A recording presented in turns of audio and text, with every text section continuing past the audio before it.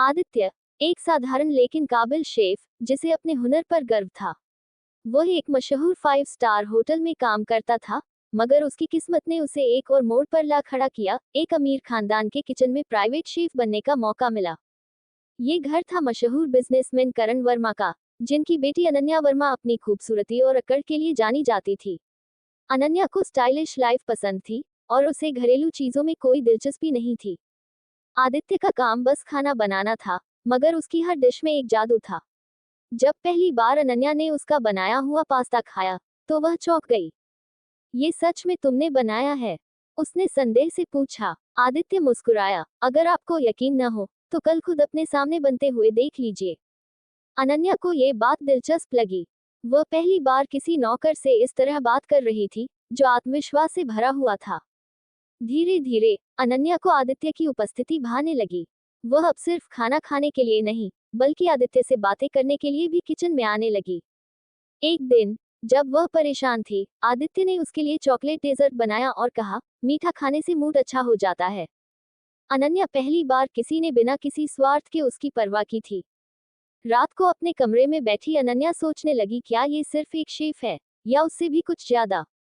एक दिन, बारिश हो रही थी। अनन्या छत पर अकेली खड़ी थी, जब अचानक तेज हवा से वह फिसल गई। गिरने से पहले आदित्य ने उसे थाम लिया। उसकी पकड़ मजबूत थी, और उसकी आंखों में एक अनकही बेचैनी। अगर मैं गिर जाती तो? अनन्या ने हल्के से कहा। तो मैं तुम्हें बचाने के लिए खुद कूद जाता, आदित्य ने तुरंत जवाब दिया। उस पल, दोनों की आंखों में कुछ ऐसा था, जो शब्दों से बयां नहीं किया जा सकता था।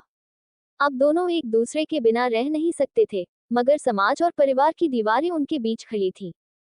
जब करण वर्मा को इस रिश्ते की भनक लगी, तो उन्होंने आदित्य को तुरंत नौकरी से निकाल दिया। तुम जैसे लोग सिर्फ नौकर बनने के लायक होते हैं, मेरे दामाद नहीं, उन्होंने गुस्से में कहा। अनन्या ने विरोध किया, मगर उसके पिता ने साफ कर दिया कि अगर उसने आदित्य को चुना, तो उसे अपने परिवार को छोड़ना होगा। आदित्य ने अनन्या से कहा, तुम्हारा परिवार तुम्हारे लिए सबसे जरूरी है, मैं तुम्हें उनसे अलग नहीं करना चाहता। लेकिन अनन्या ने ठान लिया था, वह अपने प्यार को खोने नहीं देगी। उसने अपने पिता को साफ कह दिया, अगर प्यार पैसों से मापा जाता, तो इंसानियत कब की खत्म हो चुकी होती। करण वर्मा को एहसास हुआ कि यह कोई साधारण मोहब्बत नहीं थी। आदित्य ने अपनी मेहनत से खुद का रेस्टोरेंट खोला और सफल शेफ बन गया। करण वर्मा ने अपनी सोच बदली और आखिरकार अनन्या और आदित्य को स्वीकार कर लिया।